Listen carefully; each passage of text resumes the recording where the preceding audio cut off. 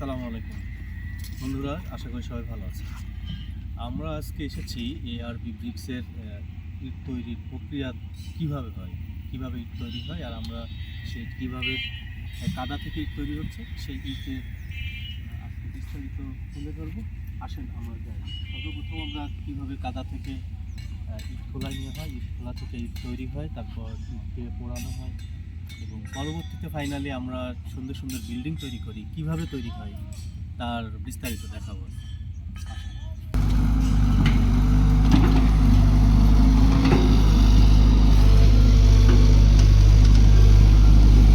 বিভিন্ন জায়গা থেকে ট্রাকে করে মাটি সংগ্রহ করা হয়।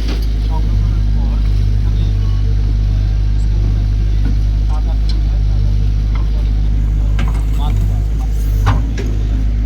যেখানে তৈরি করা হয়, কাটা হয়, সেখানে এই কাদাটা বসানো হয়। আসলে দেখি আমরা কীভাবে কাদা বসানো হয় সেটা।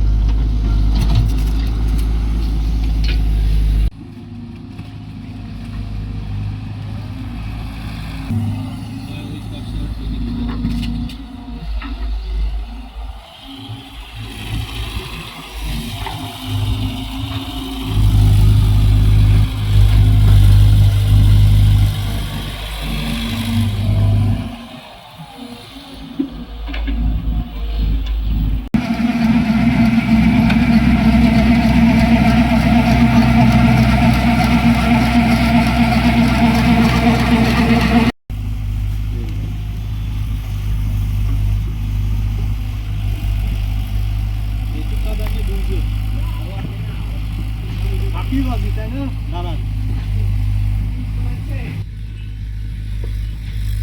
তখন কাকে কাদাই করে।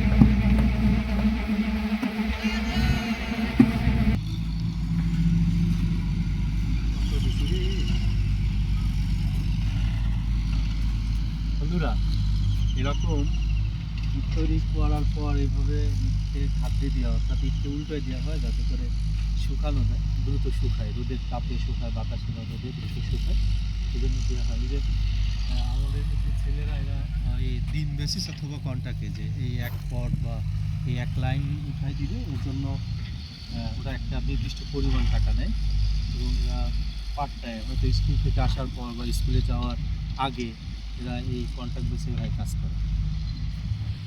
উল্টানো বা খাদ্য দেওয়ার পরে ভাইরা যারা ইট করেন তারা এইভাবে আবার সাজায় রাখা হয় পরিপূর্ণভাবে, একটু ভালো শুকানোর জন্য। মোটামুটি শুকানোর পর একটু শুকানোর পর যেটা হাত দিয়ে না ভাঙে বা সাজিয়ে রাখা যায়, তারপর হচ্ছে এইভাবে আবার সাজিয়ে রাখা হয় যাতে করে এইখানে আবার নতুন করে আবার কাটা যায় বা ইট তৈরি করা যায়।